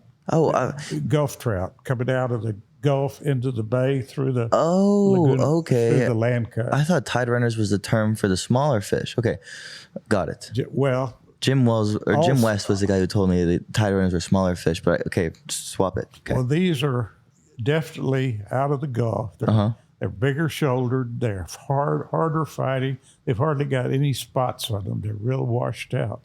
So we'd go down and chase those, go down to about marker 14, and then start working north, working that west shoreline with the trolling motor. Well, what Billy would do, while we were bouncing rubber up on that west bank, he would put 2 of the Mirror 85s in the back and rod holders and troll while we were a trolling motor up front. And we caught some monster trout trolling behind us with those big old mirror lures, head shaking back there. I've never seen anybody else do that. You know, I make fun of people whenever it seems like they're trolling in the ICW, but I guess there's some volition to it. There could be. Yeah, laugh at me. Ain't nobody laughing at you. So, a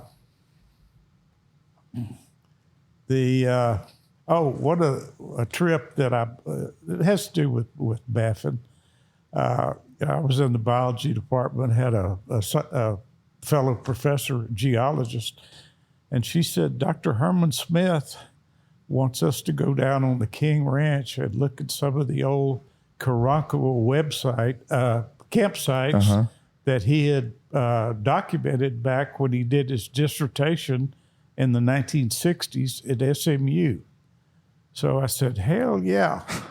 So I called Butch Thompson, who was the guy on the King Ranch, and told him we wanted to come through. He said, "Come on through." So Dr. Smith, Dr. Engel, and Dr. Mckee go on this trip with the old Karankawa expert who had his old field notebooks from 1960. So we're on the King Ranch, and we go down, and he said, first of all, let's go over, I want to show you a spot where they used to cook snails. And we went to this place on the bluff, over on the, it'd be the east side of Alizan Bay. It's kind of a peninsula through there. And we went there, were able to drive there, had to do a lot of walking to get to it. But we actually found where he said the women would, you know what the big white snails are that'll climb vegetation when it rains in South Texas? I don't know if you've ever seen them. Big white land snail. The ground was like paved with these things, the shells. And he said the women were the gatherers, the men were the hunters. And they would come here after it would rain and collect these snails, and then they would steam them in these clay pits. And we found some of the pits that he said they were much more eroded than they were when he had first documented them in the 60s. But he said they would put green vegetation in there and put snails in there, and then they had these curved thorns, and they would eat the meat out of them. That was interesting. We went to another spot, and by the way, he documented about 250 habitation sites around the rim of Baffin Bay. And that a habitation site could be anything from just, 3 or 4 people up to a village that might be whole community 15 or 20 people. But he said one slough that's up near Cayo de Grillo, it's all developed now, but he said it was a long slough. And at the base of this slough, where it went back into the bay, all we found was this remains with the long bones of wading birds. I don't know, it must have been the size of this room and up several feet where it was just long bones. And he said, we don't know what happened to the breasts or anything, but we think men and boys would go up that slough at night, the Karankawas, and pull these herons and egrets and things like that off their nests, rip the breast off and dump the log bones, the legs and the wings and all that in this one spot. And he said we didn't know what to think of that until he said it was about 3/4 of a mile around the bay. We found nothing but breastbones. So he said that's what they did. They would go up that slough at night, the men and boys yank those birds off the nest, pull the breast off, drop the long bones there, and then take the breast back to their camp 3/4 of a mile away. That was pretty cool. That is really cool. Seeing that, work. In the room, the first room I walked in, there's a bill that belonged to quite a sizable sawfish.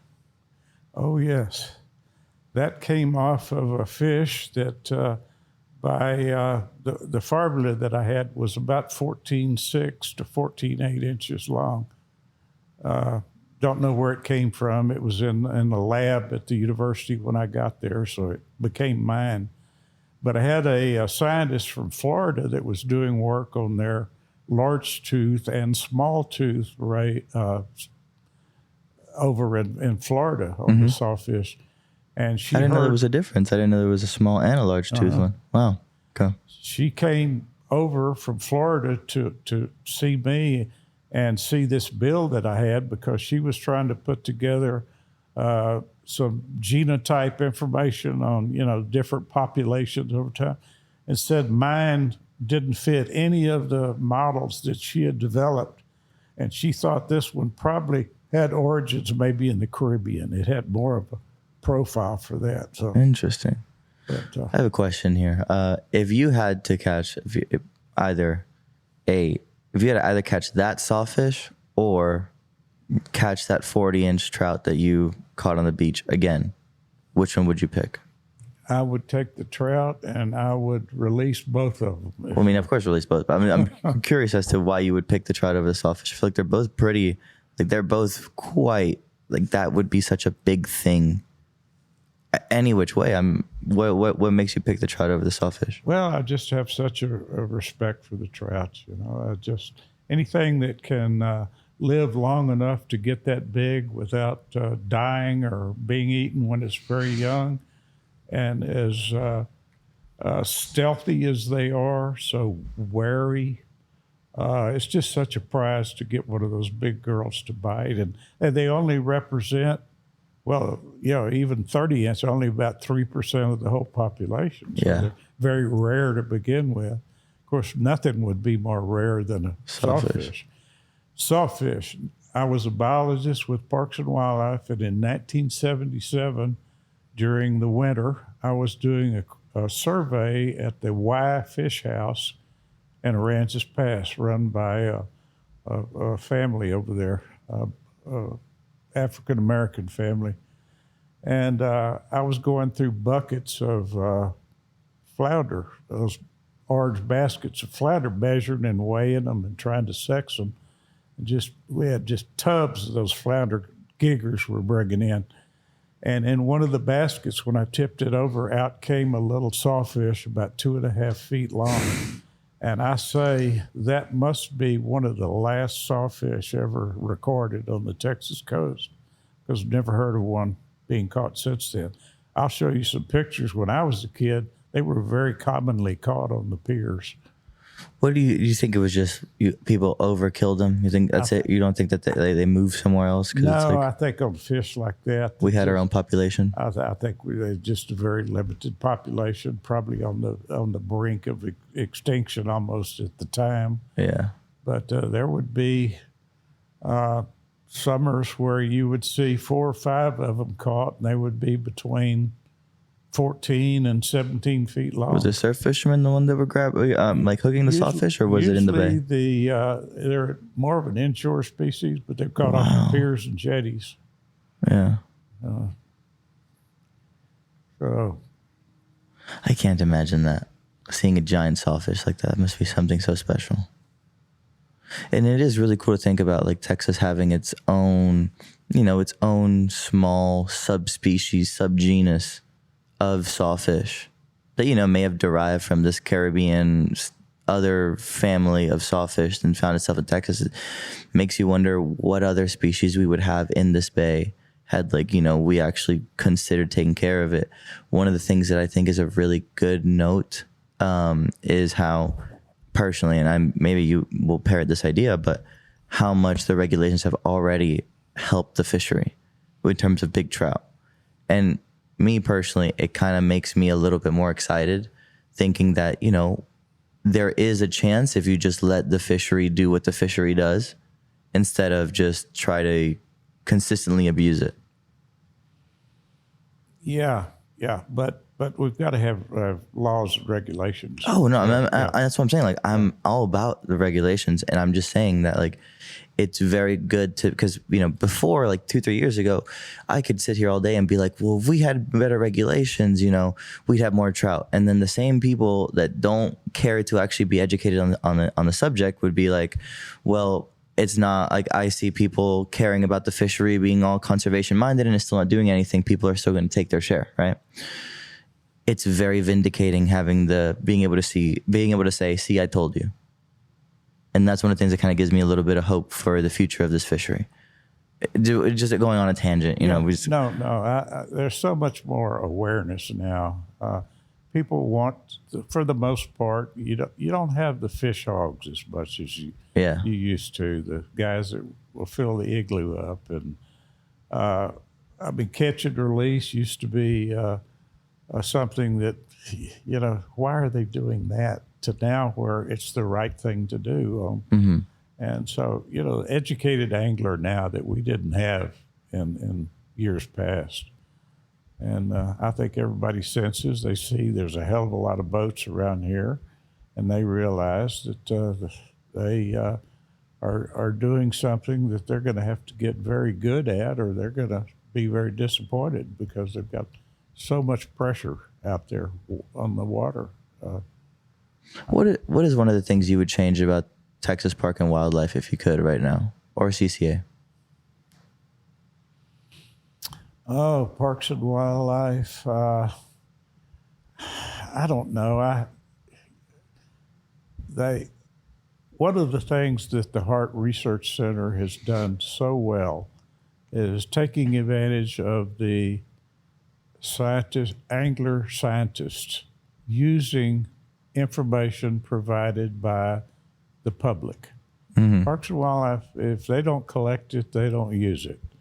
And I think Scott Murray had such success with that program with Mike Wetz out here on bringing Baffin back, to where all of that field work was done not by the scientists, but by very trusted Anglers?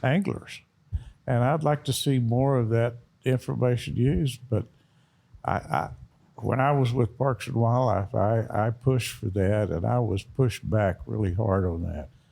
We don't know how that was collected. It's very true. There is a protocol of how you do things, and if they're not measured correctly, then the data's all wrong. Well, what kind of data were they being so technical about? Like, why? What processes? What kind of I guess it's the best way to put it. Like, what processes needed to be followed that weren't easily followed? Well, I'll give you an example of the study I did that I kind of got a little hot water over. Really? This. I was a pretty, a biologist, which you start out as a Tech 1, Tech 2. I made biologist real quick. Bio 2, if I'd gone one more step, they would have put me in a suit and had me up in the Austin headquarters. I didn't want any of that. So I was a little bit of a, went my own way. But I did a study one summer and utilized the fish cleaner at Fisherman's Wharf in Port Aransas to gather information on kingfish. And Parks and Wildlife didn't know I was doing this study, and I actually wrote a report on it, and that's how they found out I had done it. And I was kind of reprimanded for it. But Jinx Martin, who never learned to read or write, was the best fish cleaner there ever was. He really funny guy. But I said, Jinx, I really want to get some lengths and weights and sexes on kingfish when they start showing up in Port Aransas all the way through, let's go through to August. And he said, I'll do that for you. So every kingfish that came into his table where he was cleaning them, and it happened to be 884 kingfish that he did for me, I got such a good profile on what was working, what was going on. For example, the biggest kingfish that you're going to find each year are going to be the first ones to arrive in May. You're going to have mostly females arriving that are mature, and behind them you will find the smallest males of the year. So they're hot on the trail of these females that are becoming gravid. And as you go through the season, the size of the females becomes smaller, and the ratio between males and females becomes larger. You get more males, less females, to where you get to the end of the summer and you've got pretty much all males and no females. That came out as, I think that's pretty dramatic findings in terms of what's going on in that migration of those kings as they come through. But Parks and Wildlife didn't sanction that study, and they just basically said, good study, but you need to run this by us before you. So they didn't even publish it? No. That's bullshit. Yeah. And every once in a while, something will come up, and I'll say, let me send you this. See if you can get some mileage out of this. So I think Sykes has used that in different articles and so forth. Have you given that data that you got from the fish cleaner over to Hart Research? I think I have. Yeah. Yeah. I think I gave that to Matt and Greg. Apparently acoustic tags are going to be a new thing. Or not anything. They're going to bring back acoustic tagging. I'm not 100% sure on how it works, but it does seem really, really cool. Oh, one thing I mentioned the tide runners, and Hart says they have not seen any proof whatsoever that there is such a thing as a tide runner. In other words, a fish leaving the Gulf to come into the bay system. They should have been picked up. Some of the fish, at least that were tagged in the Gulf, should have been picked up on those pingers, responders that they've got in the East Cut. And they never had any fish come through East Cut that pinged. So they say we have no proof whatsoever, but we saw them. We catch them. They're still coming through down there. Yeah. No spots, hard fighters, big shoulders. And you think you've got a jackfish on when you get one of those big girls on. They're just meaner than hell.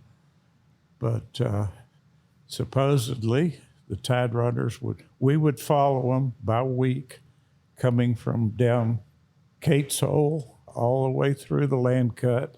Once they'd get to the summer house on this end, they'd just kind of fan out and you'd lose them.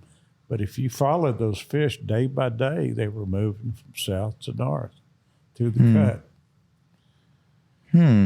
So the tide runner theory has not been proven, but I and others have experienced it, and if it's still going on, those were different fish that were not in the bays. Do you think that those fish may have been fish that, died off with the freeze before, Hart started tagging and doing all this stuff?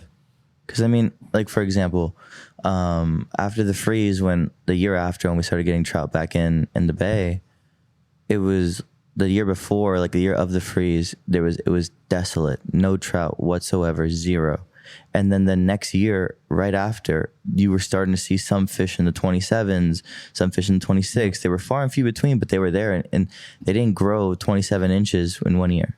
Yeah. So it makes you wonder where they came from. So I think that, and like, I can't think of the last big trout I caught in like the lower lagoon, I think like south of Mansfield, that wasn't heavily spotted.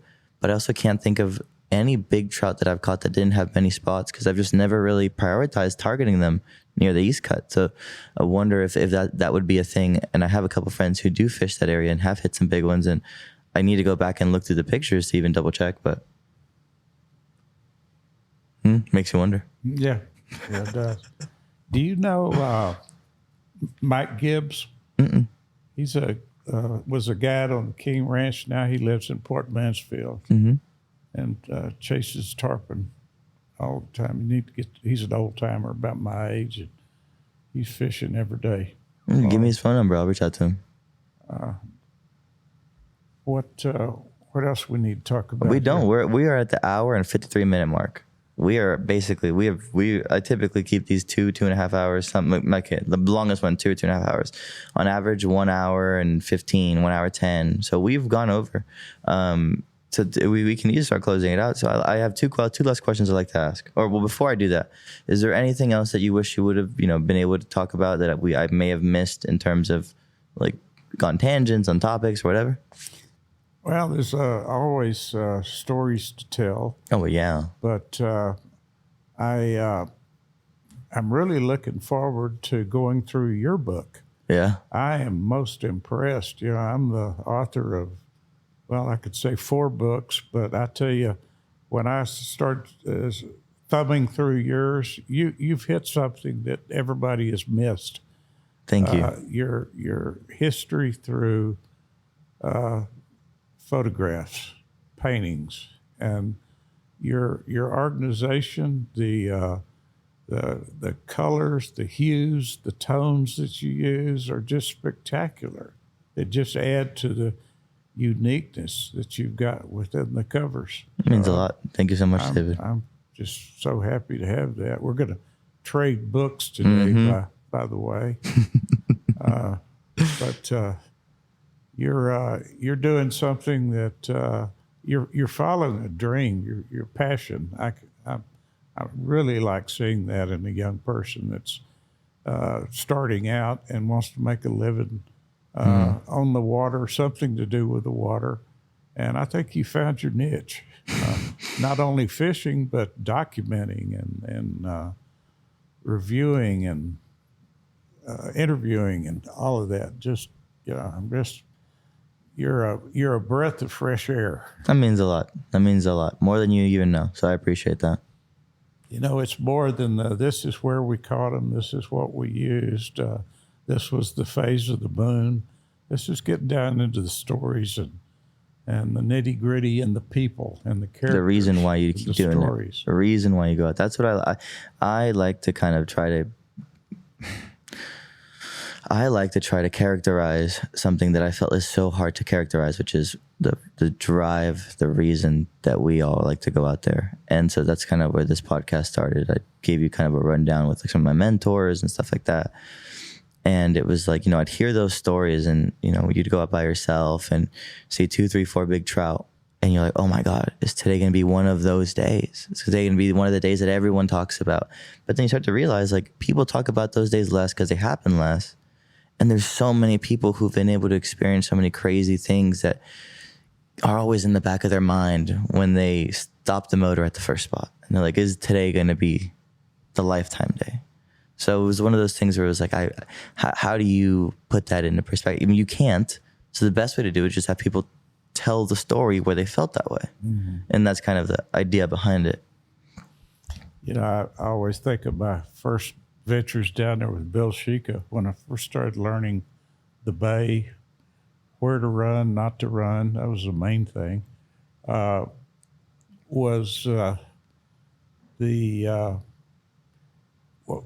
The deep V, 20-foot Grady White is what we had. Deep V is more of a Gulf boat, so you had to really stop way out from the shore. You really had to watch where you ran down there. And we found out that if you went about a little less than waist deep, that was just about right, where you could hop over the side, the boat was still floating and all that. And we called it ballparking because that's about where you wanted the water, was about your balls when you jumped over the side. So we started out in one of those big, heavy deep V boats, and we really had to, walking into the land cut, we didn't have anything you could run in there with, so you walked across from Intercoastal in there. And then the shallow sport came out. Yep, that kind of changed everything. Old Rex down in South Padre, I guess, when he produced that 18 and then later that 21-foot haul. I think first, actually, it was the Peyton scooter. So people could not get into this place called Peyton's Bay. Back in way back then. I think Brian Robinson told the chronological story. Oh, that was and so the Peyton scooter comes out first, and they didn't even have steering on it. So like you would basically like, or from what I heard, I don't know if that was like an embellishment or not, but like you would just lean to turn, and the boat would turn with you. And so it was like that was the first iteration, from what I understand, maybe I'm wrong, of the tunnel boat, and then the other people started coming out with their own. Yeah. Yeah, some of the Ananias guys in the 1950s, they would just take several sheets of plywood and form just kind of a platform, and have a 15 or a 25 horse Evinrude on there, and to make it run shallow, they'd just stack 2x4s on the transom to get that motor higher and higher up, and it was all just lean. Everybody lean this way, lean that way, and once they had a rig like that, they could get in the hole and didn't have to take care of those gurneys across with the fish on them. That must have been crazy too. Like from the stuff that Dudley said, and like imagine like having the weight of like, I don't know, like 300 pounds of redfish dig into your shoulder, and you're splitting that pressure, that pain, that weight with 4 other dudes. Yeah. Must have been crazy. Oh yeah. Well, and so to end it out, what I like to do is I ask 2 questions. The first one being, looking back at everything that you've done, from the collecting to the research to everything, is there anything that you wish you would have done differently, or would you have done it all the same? Oh, I don't think I'd change a thing about it. I would add a few things. What would you add? I would really, I'd really like to have some really serious coursework in anthropology. I'd really like to learn more about those Caracalas. I could see myself almost going that direction as opposed to marine science Really? because of the great interest I've got in history in general. Huh. And I think that's why I collect lures and old tackle. It's all about history. Yeah. And of course, as old men do, they talk about how it was, how it is, and how it ought to be. And that's well, how would you say this fishery right now? How would you say it ought to be? this fishery. I think we need. Well, we can't do a damn thing about it. But if you could, that's it. People on the water. Yeah. Here's kind of the way a boat dealer explained it to me. This has been 20 years ago. I said, David, back in the day, once dove season started, there wasn't anybody on the water this time of the year. I think I know where you're already going to go with this. And that didn't change until duck season or quail season was over in February. Nobody fished. They all went hunting because that's the only time of year. He said, now we sell just as many boats in December as we do in the summertime, and 90% of those are new boat owners. Yeah. So that explains the issue, the problem, quite well. I just wish there was a bigger push towards educating new boaters. Like I wish that, like, you know, places like the big places that they kind of have, like the big boat dealers would have like, okay, you want to buy a boat? Here's a 1 hour course that you need to watch, because absolutely, it's one of the most fucking frustrating things to see people who have no idea what they're doing run around and like actually ruin the fishing for multiple people to the point where it's like it's innately selfish, but you can't even call it selfish because it's just downright stupidity. That's all it is. It's just like people don't know what they're doing, so it's gonna be stupid no matter what. I'm not saying that those people themselves are stupid, just the actions themselves, right? So it's upsetting to see it so much, because even when you see it, it's hard to try to like have a deep breath and go explain it, because you have the same amount of urge to be like, what the hell are you doing? Yeah. Well, no, I agree. You shouldn't be able to just go buy a boat and then go out to the boat ramp and figure out how to get it in the water and where you're going. Ought to be some kind of a course required of everybody. If we can manage golf courses, I think we could manage boat ramps as well. You know, just basic stuff. Yeah. You know, is the drain plug in? Are you sure it's going to start? Yeah. Get it in the water and get the hell out. Yeah. But, you know, on the other hand, if I were to go to Alaska and want to do some kind of halibut fishing, I don't know a damn thing about it. But I think I'm going to try to do it the right way rather than mess up somebody else's fishing or get in the way. So, but there's so many new boaters out there that don't know what they're doing. They don't know where they're going. And all at a time when, you know, I don't know what the average price of a boat is now, but it's pretty high. 60 to 80. Yeah. I mean, and more if you could. That's a lot of money. Well, it's because the problem is you got those big boat dealers offering like giant loan terms or like 7-year financing. It's absurd how, and so then like you get so many people just taking out boats and then they realize, oh, I can't handle the payments. Oh, this isn't as fun as I thought. Oh, I don't have extra money to pay for repairs. And so it's just like overinflating the boat market while also ruining a lot of fishable water consistently day in and day out. Yeah, no, I agree with you. Whatever. I'm going to get mad if I keep talking about it. You know, that's one of the reasons I'm not fishing anymore. I only fish Monday through Thursday now. I mean, I haven't fished in years. I'm fortunate to have my wife's family has a very large ranch, and I go over there almost every day, and I don't see another boat all day. It's kind of like the old days of going out, and of course, you know, I don't see any other vehicles. It's kind of like the parallel of what Baffin used to be like. I can go over there and do on land. Yeah. And because I go down to the cabin, I just get mad. Right. I mean, it's like I don't even think about fishing. I just think, why is that guy running there? There's some serpulid rocks right there. He's going to hit. Boom. Okay. And there's a big white cloud in the water farm where that remaining ancient reef was. Now it's just powder falling to the bottom. Yeah. We talked about the Karankawas, and one thing that's very unique down there, in addition to the, very shallow, about 1.5 foot depth compared to the 2.5 feet depth compared to lower Laguna Madre, which is about 1.5 foot depth average, is the clearness of the water. And of course, we get that clear water because we've got those heavy quartz sands, and they're not real easy to suspend like little clay particles. So no matter how hard it blows, that water's going to clear up real quick. And then, of course, the rocks and all just make it what it is. But But you wouldn't regret anything. There's a few things that you would change. You already kind of went over a couple of them. Yeah, I would have less people. And that's it. I would And more respect would be nice.